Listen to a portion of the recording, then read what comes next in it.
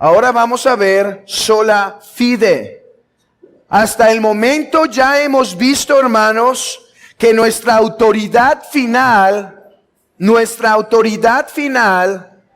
es las Escrituras. Hermanos, ¿para qué la Biblia? ¿Para qué cosas es la Biblia nuestra autoridad final? ¿Para qué cosas es la Biblia nuestra autoridad final? ¿Es nuestra autoridad final para cómo dirigir la iglesia? ¿Es nuestra autoridad final para ¿qué es el matrimonio?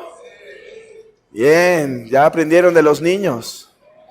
¿Es nuestra autoridad final para saber los roles de papá y los roles de mamá en el matrimonio? Para los roles de los hijos. La Biblia es autoritativa para todas las áreas de nuestra vida. Pero, siendo la Reforma un movimiento que preguntó cómo el hombre puede estar en paz con Dios, la Biblia es autoritativa para saber cómo podemos estar en paz con Dios. Hermanos, ¿qué de los credos y confesiones? ¿Qué de los hombres que Dios ha usado en el pasado? No los desechamos, pero la Biblia reina sobre ellos. La Biblia es nuestra máxima autoridad, ¿cierto? La Biblia es nuestra máxima autoridad. Pregunta, ¿la Biblia es nuestra única autoridad? No, tenemos otras autoridades. El padre es cabeza de la familia. Tenemos autoridades que respetar, autoridades civiles. La iglesia tiene dos autoridades, pastores y diáconos, los ancianos de la iglesia.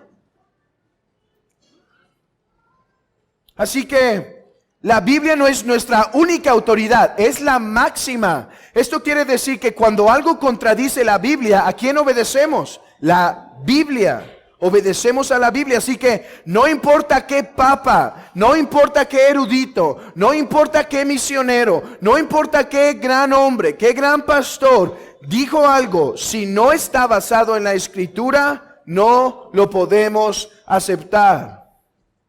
No lo podemos aceptar. Y entonces, ¿qué dice la Biblia en cuanto a la salvación? La Biblia dice que la salvación es por la gracia de Dios. Dios decidió salvar y esta decisión, hermanos, ¿por qué Dios decidió salvar? ¿Qué lo movió a tomar esta iniciativa? ¿Qué fue? Su propia determinación. Nada lo movió, su propia gloria. Debido a su propia gloria. Por lo tanto, Dios no vio las buenas obras de los hombres. Dios no vio las buenas decisiones de los hombres. Dios salvó por la sola gracia. ¿Sí? Pero ¿cómo se manifestó esta gracia? En la obra, en la persona y obra de nuestro Señor Jesucristo. Él, por su oficio sacerdotal, por su oficio real, por su oficio profético, es nuestro único mediador. De manera, hermanos, que no necesitamos mediadoras ni otros mediadores. Solo Cristo es la oblación, o sea, el sacrificio aceptado por nuestros pecados, y solo Cristo es nuestro intercesor continuo, de manera que a la diestra del Padre está todos los días para interceder por nosotros. Por lo tanto, solo Cristo es nuestro mediador.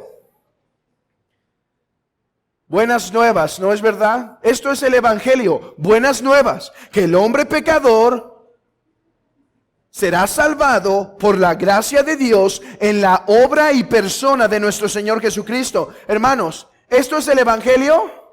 Esto es el Evangelio. Estas son las buenas noticias.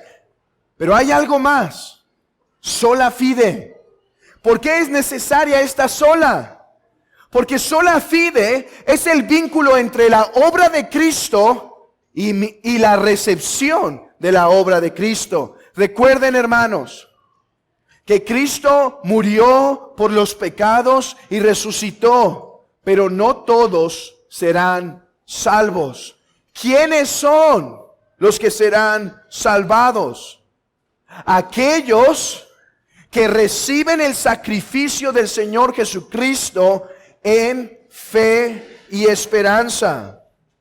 La pregunta es esta: ¿cómo recibimos el sacrificio de Cristo? Ok, Él ganó, Él tiene toda la herencia, Él tiene la victoria, pero ¿cómo recibimos esa victoria? ¿Cómo recibimos esa salvación?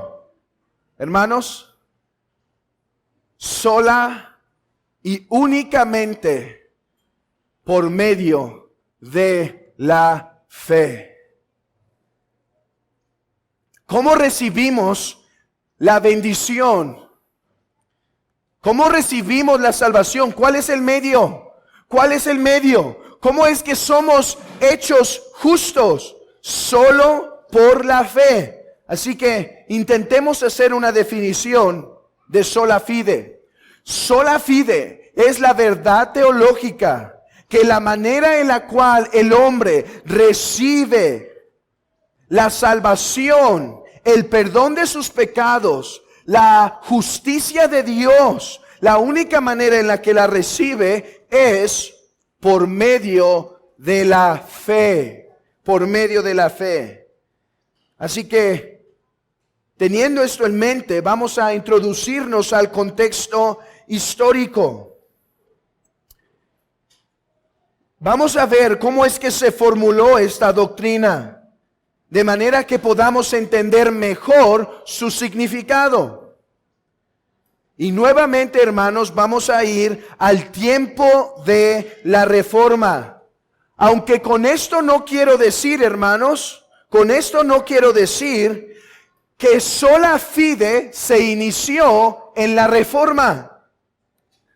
Hermanos, ¿cuándo los hombres fueron salvos por la fe? Siempre. Si Adán fue salvo, que creo que lo fue, ¿cómo es que fue salvo? Por medio de la fe en la promesa de lo que es llamado el protoevangelio. El evangelio en su manera más incipiente. Abraham, ¿qué nos dice Romanos 4? ¿Cómo fue salvo? Por medio de la fe. Abraham creyó y le fue contado por justicia. Así que, ¿por qué entonces vamos al tiempo de la Reforma para explicar esta doctrina? No porque fueron los primeros en creerla. Hombres como Justino Mártir, Diognetus, los Odes de Salomón, Primera de Clemente, Ignacio, entre otros hombres de la era temprana de la iglesia, creyeron en la doctrina de la justificación por la sola fe. Ahora, esto no quiere decir, hermanos, que ellos entendieron todo sistemática y perfectamente. Es por eso que preferimos, para hablar de la doctrina reformada, de la sola fide, ir a la época de la Reforma. Porque en la época de la Reforma fue necesario formular lo más preciso posible la doctrina de la justificación. Hermanos, los primeros cristianos no se enfocaron tanto en hacer compendios de teología sistemática. Ellos estaban luchando por la fe. Por ejemplo, si estuviéramos haciendo un curso de teología sistemática, por ejemplo, la doctrina de Dios, tendríamos que ir a un periodo muy particular de la historia. ¿Saben cuál?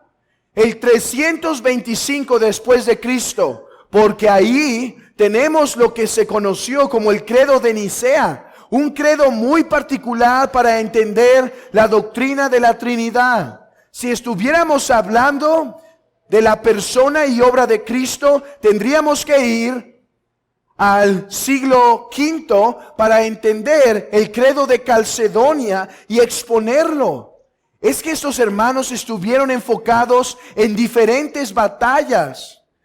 Por lo tanto, su formulación de la doctrina de la justificación no fue tan clara. Ellos juntaban esto en su predicación. Ellos decían en su predicación, confía en Cristo para la salvación. Pero al mismo tiempo decían, las buenas obras.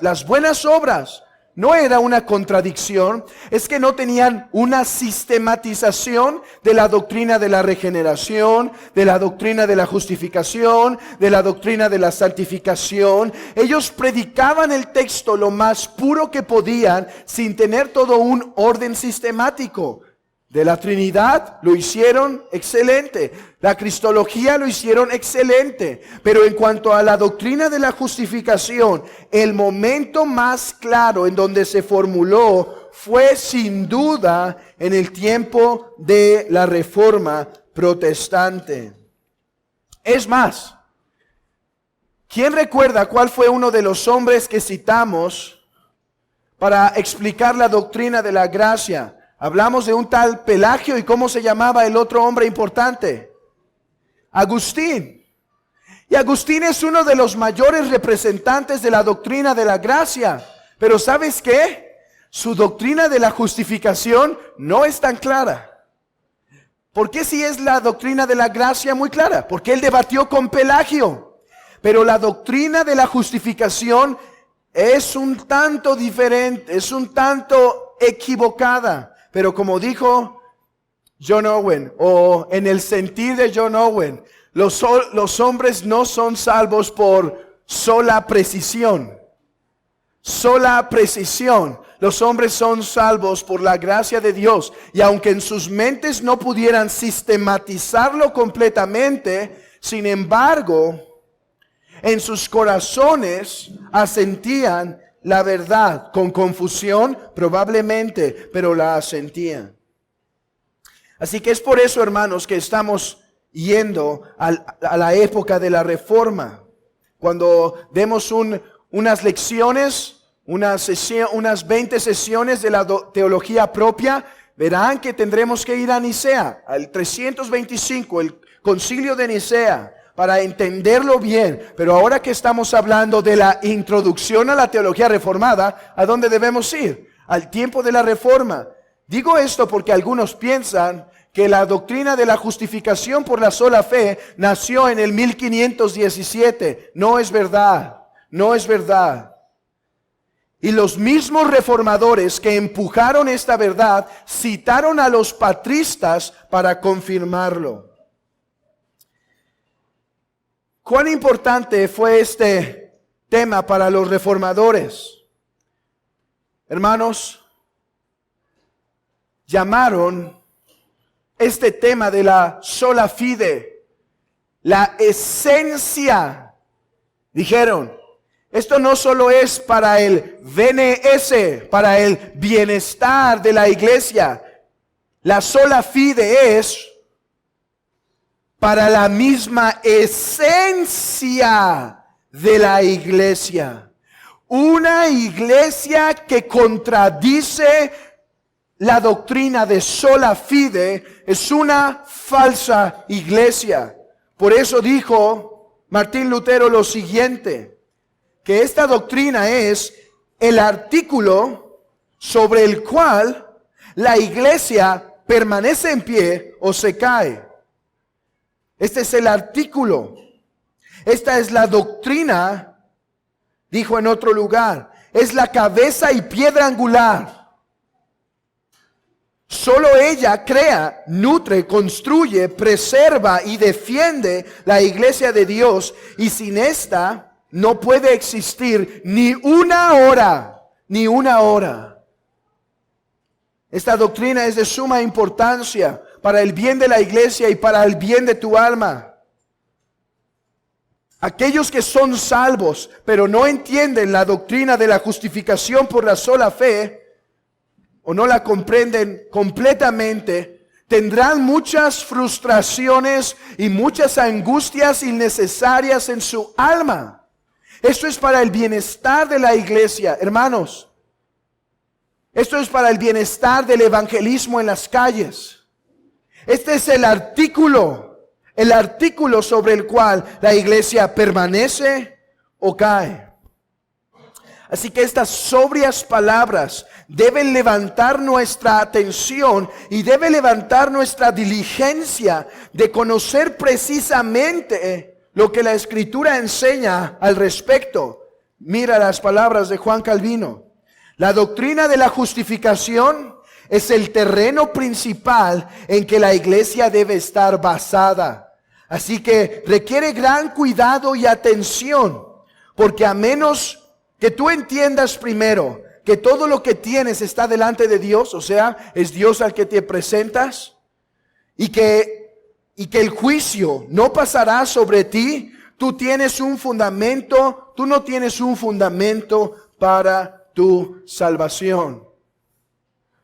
Hermanos, podemos empezar a ver la importancia de este tema. Es para la esencia de la iglesia.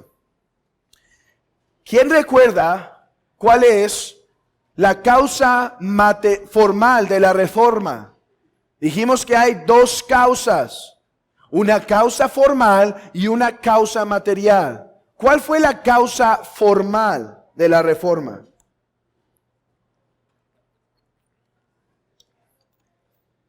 La Escritura. Recuerden, hablamos de una mesa. Hablamos de dos arquitectos, ¿se acuerdan? Con el mismo material, pero con dos planos distintos. La Escritura fue lo que dirigió a los reformadores, pero en donde todo el calor y la pasión y el fuego se expresó fue en la causa material, sola fide. Hermanos, comencemos por intentar definir a la luz del catolicismo romano, ¿qué es la justificación? ¿Qué es la justificación? Para ellos, y aquí necesito toda su atención, porque vamos a necesitar que la ardilla se ponga a correr en este momento. Así que si alguien está más para allá que para acá, párese y refrésquese, porque esta doctrina es importante, hermanos. En el concepto romano, ser justificado es el proceso en el cual una persona llega a ser moralmente bueno. Entonces, cuando Roma dice, estos son justos, quieren decir, estos son buenos. Por ejemplo, la traducción de la Vulgata Latina. Esta traducción traduce la palabra griega, justificar, de la siguiente manera. Justificare. Alguien dirá, ¿qué es el problema? Justificar, justificare.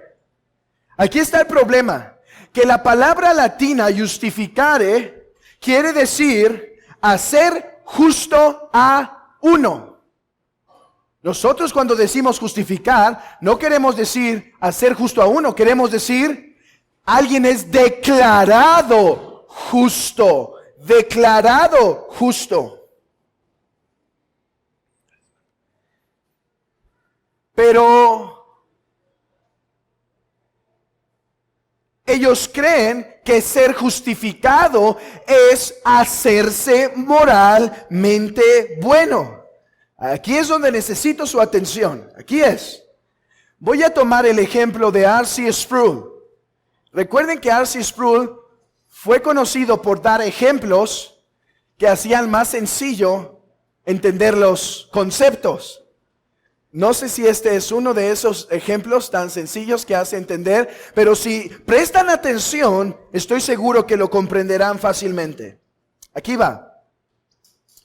Dentro del mundo de la filosofía lingüística, o sea, aquella ciencia que se dedica a estudiar los lenguajes, sus diferentes formas, sus diferentes movimientos, sus diferentes procesos, ellos han explicado que existen dos tipos de oración. Ustedes saben que es una oración. Una oración es un sujeto más un predicado, es una frase. Para que algo sea una oración es necesario más que un sujeto. Es necesaria un sujeto más un predicado. Él dice esto: dentro de esta filosofía lingüística hay oraciones, y si tienes pluma, apúntala, oraciones analíticas y oraciones sintéticas. Oraciones analíticas y oraciones sintéticas. Permítanme explicar qué es una oración analítica. Una oración analítica es aquella en la cual el predicado es innecesario, pues esto que se dice en el predicado ya se contiene en el sujeto. Ahí les va. Un ejemplo. El soltero no tiene esposa. Esta es una oración analítica. ¿Cuál es el sujeto de la oración? El soltero. ¿Cuál es el predicado? No tiene esposa. Tiene un verbo, tiene todo lo necesario para hacer una oración. Pero es una oración analítica. ¿Por qué? Hermanos, ¿es necesario decir que el soltero no tiene esposa? Un soltero es uno que no tiene esposa. Entonces vean esto. El predicado no tiene esposa. Es innecesario porque esta información se contiene en el sujeto. Así piensa Roma de la justificación. Pedro, te declaro justo. Pero ¿saben qué está haciendo esta declaración? No está diciendo nada diferente de lo que Pedro es. No es una declaración que dice algo más de la persona. Es una declaración que más bien reconoce lo que la persona es. A ver. El soltero no tiene esposa. No tiene esposa. ¿Es necesario o se contiene en el sujeto? Se contiene en el sujeto. Aquí está. Pedro, eres justo según ellos. Eres justo. ¿Por qué se dice de Pedro que es justo? No porque se le declara aunque no lo es, sino porque simplemente se declara lo que Pedro es. Vamos a hacerlo un poco más fácil. Piensa que Pedrito está en la escuela y el maestro le dice lo siguiente: Pedrito, te voy a declarar exento. Entonces imaginen la cara de Pedrito. Y hay algo muy bueno. Pedrito es el peor en la clase. Entonces Pedrito está feliz. Pero el maestro agrega: sin embargo, Pedrito, tienes que sacar 100 en todos los exámenes. No puedes faltar a ninguna clase. Y tienes que hacer todos los exámenes con excelencia. Pregunta, ¿lo está exentando? Simplemente está declarando de antemano lo que él va a sacar por sus propias fuerzas en el futuro, ¿cierto? Así que Pedrito no está recibiendo nada extra, solo está obteniendo su merecido. Si yo saco 100 en todo, si hago excelencia en mi escuela, ¿qué me merezco? 100. Y aparte no falté ni una clase y fui participativo. 100. Así cree Roma. Dios te declara justo cuando eres bautizado. Entonces la gracia te es infundida en el bautismo. ¿Y sabes qué tienes que hacer toda tu vida en el concepto católico romano? Penitencia si caes en pecado, sacramentos, los 7 sacramentos que ellos tienen. Y todo eso, ¿qué está haciendo? Está dándote más justicia. Así que piensa, imagina que cada justicia es como una alcancía. Cada buena obra es como una alcancía. Entonces todo lo que están haciendo al final es ir llenando. Si baja porque alguien cometió un pecado, simplemente hace penitencia para llenarle más. Y llena. Ese es el concepto del catolicismo. Ahora, Roma sabe Roma sabe que el hombre no puede hacer obras perfectas. Roma sabe que sus feligreses caen. Entonces, nadie puede ser justo, ¿cierto? Para eso existe el purgatorio. Vean esto, hermanos. Todo es un proceso, una unión de doctrinas para justificar esta teología. Porque, ¿qué pasa en el purgatorio, hermanos? En el purgatorio serás purgado de los pecados. Bueno, es lo que dicen ellos, ¿no? Serás purgado de tus pecados para que seas completamente santo. Completamente santo. Entonces, ¿eres justo? ¿Por qué? ¿Por qué eres justo? Porque te has hecho justo. Por eso le llamábamos una postura analítica. En el día del juicio, en la teología romana, cuando Dios te declare justo en el día final, ¿está declarándote algo que no eres, según la teología católica? No. ¿Sabes qué está haciendo Dios? Simplemente está reconociendo lo que eres en tu persona. Eres un hombre justo. Permítanme citar a Martín Lutero antes de su cambio, antes de su proceso en la Reforma, para que vean cómo pensaba un católico. Aquí va. Dice Martín Lutero: ellos son llamados justos, los creyentes, no porque lo sean, no son justos aún, sino porque ellos han comenzado a ser y deberán de ser gente de este tipo, justa moralmente hablando, que hace constante progreso. Entonces, uno es justificado progresivamente en el catolicismo romano. Uno es justificado por medio de las ciertas obras que son dadas. Uno es justificado hasta que es hecho moralmente justo. Y como no alcanzamos a ser moralmente justos en esta tierra, vamos al purgatorio para terminar esa purificación. Y cuando hayamos acabado en el purgatorio, entonces entrar el cielo.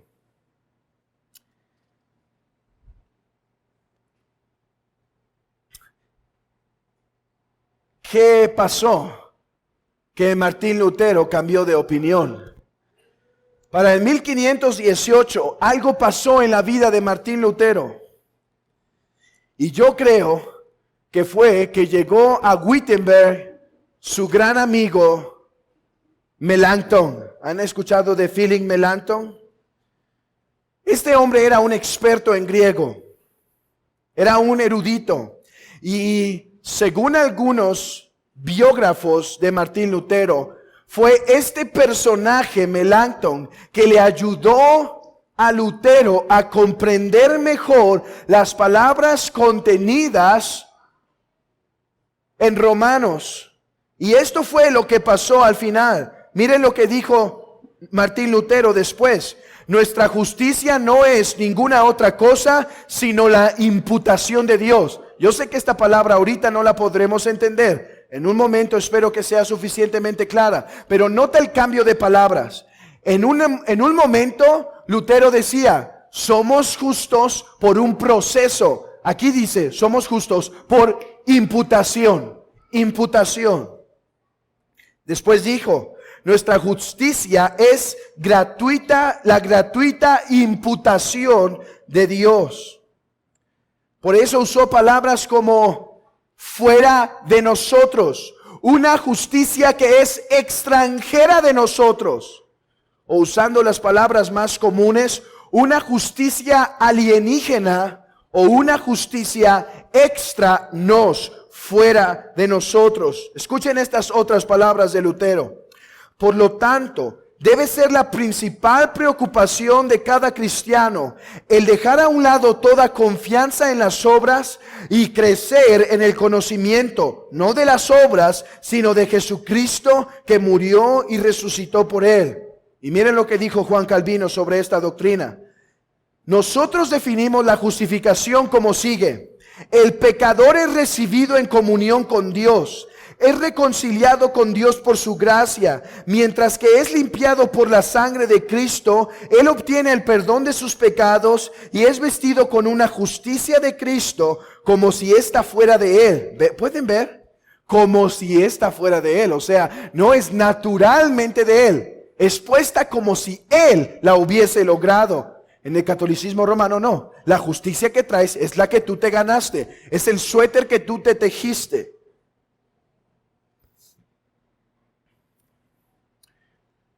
Así que esto es lo que forjó sola fide.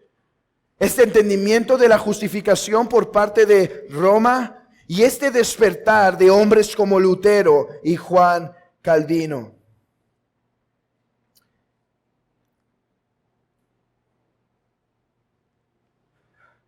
Pero ¿qué es lo que entendieron particularmente de las Escrituras? Hermanos, tendremos que aprender 3 frases o 3 segmentos de doctrina para comprender bien qué es la justificación por la sola fe. Y esto les va a ayudar, hermanos, porque muchas veces estamos en el púlpito y a veces decimos una palabra y esa palabra contiene doctrina, pero que quizá no puede ser vinculada porque no se conoce su significado. Este curso de introducción a la teología reformada tiene el propósito de enseñarnos los elementos más básicos de la doctrina para que podamos comprender mejor la escritura, la predicación, la enseñanza. Primer parte de la doctrina que debemos comprender se resume en esta frase: justicia forense. Justicia forense. Lo que algunos están pensando por la palabra forense es un foro, quizá un tribunal, o quizá aquella parte de la medicina que trabaja en conjunto con los tribunales, medicina forense. Pero el significado forense teológico de esta frase quiere decir esto, hermanos, es sencillo: una justicia fuera de nosotros. ¿Cómo es la justicia, la justificación del catolicismo romano? Es una justicia que uno se gana, es una justicia interna, ¿sí? La postura bíblica es que la justificación es una justicia forense, o sea, fuera de nosotros. Esta es una de las verdades más básicas que entendieron los reformadores. Hermano, tú y yo somos pecadores.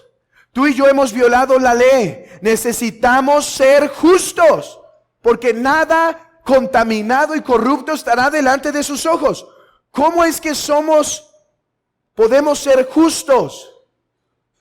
No por una justicia que procede de nosotros, por una justicia externa a nosotros.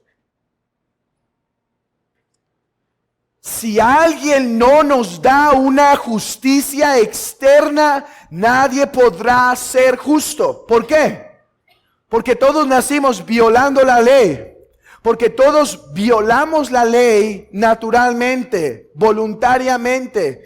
Y porque no podemos hacer lo que es bueno y agradable a Dios. Hermano, ni siquiera como cristianos. Nota esto: el catolicismo dice que el bautismo paga tus pecados, solo los que son antes. Después tú los tienes que pagar. Para eso es la penitencia. Pero yo digo esto, que las Escrituras enseñan que no solo eres recibido con una justicia forense antes de ser cristiano. Es más, cuando eres cristiano, ni siquiera podemos hacer con perfección nuestra obediencia. Ni siquiera podemos ser librados absolutamente del pecado. Todavía seguimos siendo culpables. Todavía seguimos teniendo una obediencia imperfecta. Además que nuestro padre Adán nos hizo una deuda, una ley que no puede ser pagada en nuestras fuerzas. Por lo tanto, Si vamos a ser justificados, hermanos, va a ser una justicia, en otras palabras, extra nos, fuera de nosotros. O usando las palabras que acabamos de mencionar, una justicia alienígena, fuera de nosotros. Una justicia que no creamos nosotros, nos es puesta. Esta es la única manera en la que el hombre puede ser justo. Entonces aprendamos la siguiente palabra. Imputación. Imputación. Acompáñenme a 2 Corintios.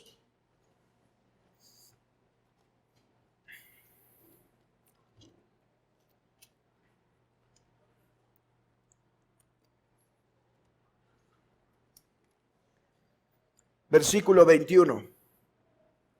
Al que no conoció pecado, por nosotros lo hizo pecado, para que nosotros fuésemos hechos justicia de Dios en él. Este texto enseña que a Cristo se le contó como pecador, siendo exactos, como pecado, y que a nosotros se nos cuenta como justos. Aquí se encierra el gran misterio de la doctrina de la imputación. Imputación quiere decir contar algo a alguien, poner a cuenta de alguien algo que él no obtuvo. A Cristo se le imputó pecado. Pregunta, ¿estaba siendo juzgado por su propio pecado? No tenía pecado. Él no podía ser juzgado por su propio pecado porque no tenía pecado. Pero se le puso a su cuenta. Se le colocó a su cuenta. Como dice el texto, se le contó como pecador. Como pecado. Así fue visto Cristo. Algo que él no cometió, algo que él no tenía, se le puso a su cuenta. Y nosotros somos contados justos. Hermanos, ¿por qué justicia? ¿Qué justicia? ¿Qué buenas obras? ¿Qué perfección tenemos? Ninguna. Se nos cuenta justos por la obediencia que Cristo hizo. Esa obediencia que Él obtuvo nos es puesta a nuestro favor, a nuestra cuenta.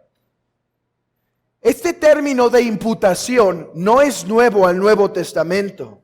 Desde el Antiguo ya era visualizado. Por ejemplo, dice Romanos que desde que Adán cayó, todos son contados como pecadores. O sea, Adán en el libro de Génesis fue contado como un representante, de manera que su desobediencia, hermanos, nos es contada como nuestra. Nos es contada como nuestra. Pero hay otras buenas imputaciones. La victoria de David. ¿Quién recibió la victoria de David? ¿Solo David? Todo el pueblo fue libertado de la opresión de Goliat.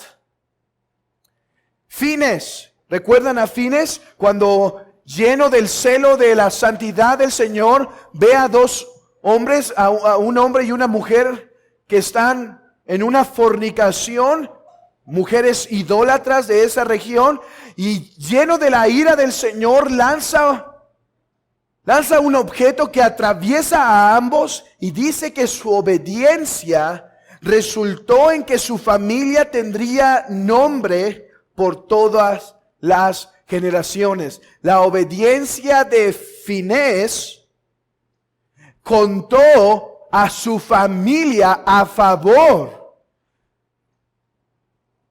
Entonces, la doctrina de la imputación es contar a alguien algo que él no obtuvo en sus propias fuerzas.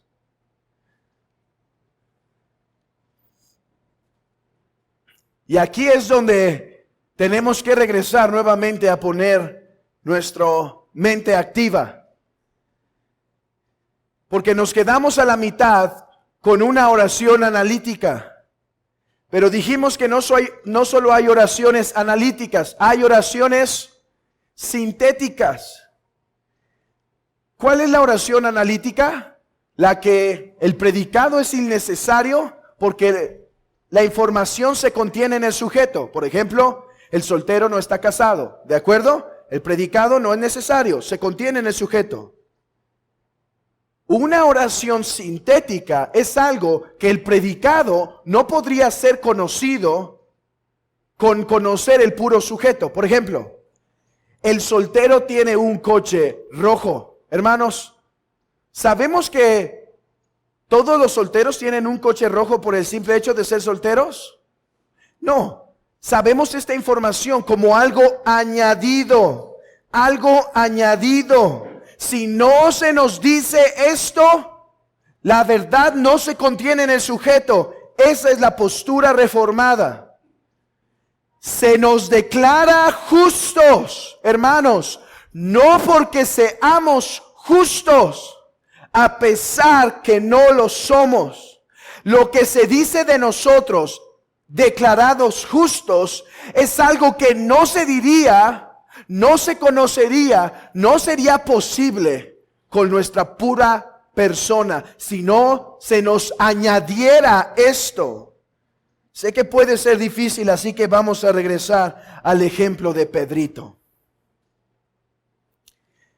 En la oración analítica, Pedrito iba a estar exento si cumplía todo perfectamente, ¿verdad? Esa es la postura católica. ¿Y dónde cumple perfectamente el católico? Una parte aquí, otra parte en el purgatorio, y cuando está perfecto, entonces es recibido. Pero Pedrito, en la postura reformada, experimentaría lo siguiente. Pedrito, sabes que eres el peor de la clase, ¿verdad? Sabes además que si repruebas esta materia estás expulsado de la universidad, ¿verdad? ¿Estás consciente? Ok, Pedrito, tienes 100. Pasaste. ¿Sabes qué? Pedrito es el peor. No va a sacar ni 100 en el examen. Probablemente va a faltar por una u otra circunstancia y sus tareas no son perfectas. Es el peor estudiante. ¿Sabes? Tiene 100. Ahora, recordemos esto, y esto lo digo por causa de claridad. No solo recibimos la justificación en la salvación, recibimos también la regeneración, lo vimos hoy. Así que Pedrito no va a decir, ok, tengo el 100. ¿Sabes qué, maestro? Nos vemos a final del semestre, vengo a firmar mi boleta y me voy. No, Pedrito ahora tiene un nuevo corazón y ama a su maestro y ama la materia y se va a esforzar aunque no es tan bueno. Y ahora él tiene ese nuevo corazón, pero él no va a exentar, él no tiene 100. Él no tiene 100, él no pasó la materia porque hizo un buen esfuerzo. Él pasó porque a pesar de que falló muchas veces, fue declarado justo, fue declarado exento. Hermanos, eso es la justificación por la sola fe. Por eso aprendan esta frase latina que causa gran conmoción a algunos. Simul justus et peccator. Simultáneamente justo, simultáneamente pecador. Oh, hermanos, cuánta doctrina se contiene aquí. Simul justus et peccator. Nota esto. El momento que eres declarado justo, el momento que eres declarado justo es el momento en que no tienes ni una buena obra que presentar delante de Dios. Es el momento que no tienes que presentar ninguna buena obra delante de Dios. Es el momento en que tienes una gran deuda que pagar a Dios y sin embargo eres declarado justo porque te es puesta una perfección que no ganaste con tus propias fuerzas. Que Cristo ganó en nuestro lugar. Por eso es una justicia forense. Una justicia que no nos pertenece, nos fue dada de otro lugar. ¿De qué lugar? De la obediencia perfecta de Cristo y de su muerte en la cruz. Esto es lo que los católicos llaman una ficción legal. Una ficción legal. Y algunos otros, no solo los católicos, hay una nueva cosa llamada nueva perspectiva que habla también de una ficción legal. Pero aquí está el problema. Ellos dicen que es una ficción que Cristo nos dé su justicia. Si ellos creen que es una ficción legal, pregúntales esto: ¿por qué murió Cristo en la cruz? Por nuestros pecados. Eso es una ficción legal. ¿Por qué está muriendo por nuestros pecados si Él no pecó? ¿Por qué dices que a Él sí se le puede imputar? ¿Con Él sí aplicas eso? Pregúntale a un católico. Recuerda, no te enredes en vanas palabrerías. Ve al punto. ¿Por qué murió Cristo en la cruz? Por nuestros pecados. ¿Cómo? ¿Imputados? ¿Se los imputaron? Ok. Acompáñame a 2 Corintios 5:21. A Él lo contaron como pecador, a nosotros nos cuentan como justos. Esta es la doctrina de la imputación, hermanos. Una doble imputación. Cristo carga nuestra deuda, nosotros cargamos su justicia. Nosotros llevamos su justicia. Ok. Una sección más, tercera sección para entender la justificación por la sola fe, y con esto terminamos. Y estas son 3 palabras latinas. 3 palabras latinas. Notitia, ascensus, fiducia. Notitia, ascensus, fiducia. Estos son los 3 elementos de la fe reformada. Son los 3 elementos de la fe salvadora. Acompáñenme a Hechos capítulo 3. Romanos capítulo 4. Romanos 4.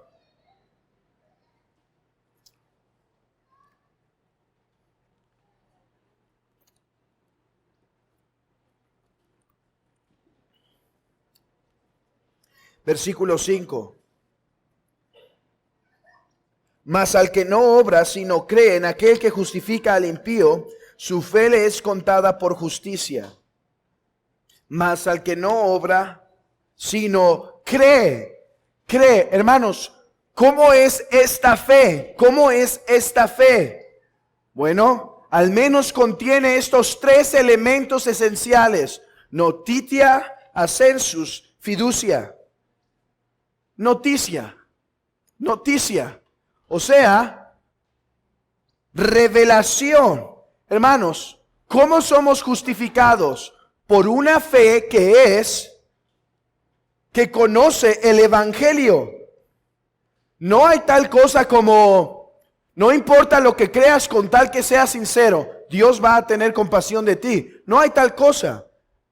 La fe salvadora tiene un conocimiento de los hechos históricos, veraces y reales. ¿Cuáles son los hechos históricos, veraces y reales? Que Cristo murió conforme a las Escrituras, fue sepultado conforme a las Escrituras y resucitó al tercer día conforme a las Escrituras. Que Cristo murió en nuestro lugar como sustituto, que Cristo fue castigado por nosotros. Esto es lo básico. Lo primero que debemos tener para una fe salvadora es el conocimiento de los hechos. Pero hay algo más. Personas pueden conocer los hechos y ¿sabes qué? Rechazarlos. Es más, hay historiadores que reconocen que Cristo vivió y murió porque la información, las evidencias son abrasadoras. Sin embargo, por su ateísmo dicen, aunque murió en la cruz, no murió por lo que dicen que murió. No murió por los pecados, no murió por lo que Cristo por lo que la Escritura dice. Murió porque le fue mal en la vida. Entonces hay otro elemento. No solo es necesario la noticia, es necesario el ascensus, o sea, un asentimiento de la verdad. Decir, Cristo murió conforme a las Escrituras, resucitó, es verdad, pasó. Pero hay algo más. Y se encierra en esta última palabra, fiducia, fe.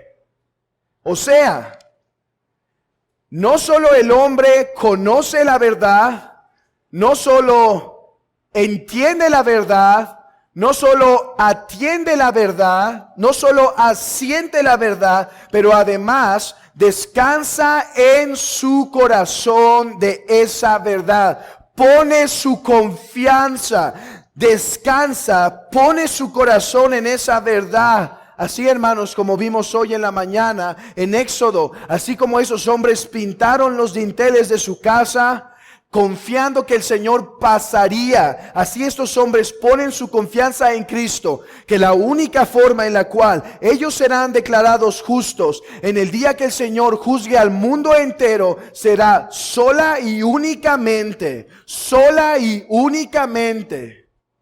por la muerte y resurrección del Señor Jesucristo. Esta es sola fide. El entendimiento que nuestra justicia es una fuera de nosotros, que es imputada por la obra de Cristo y recibida por una fe que tiene la noticia del Evangelio, asiente la verdad y descansa sobre esa verdad.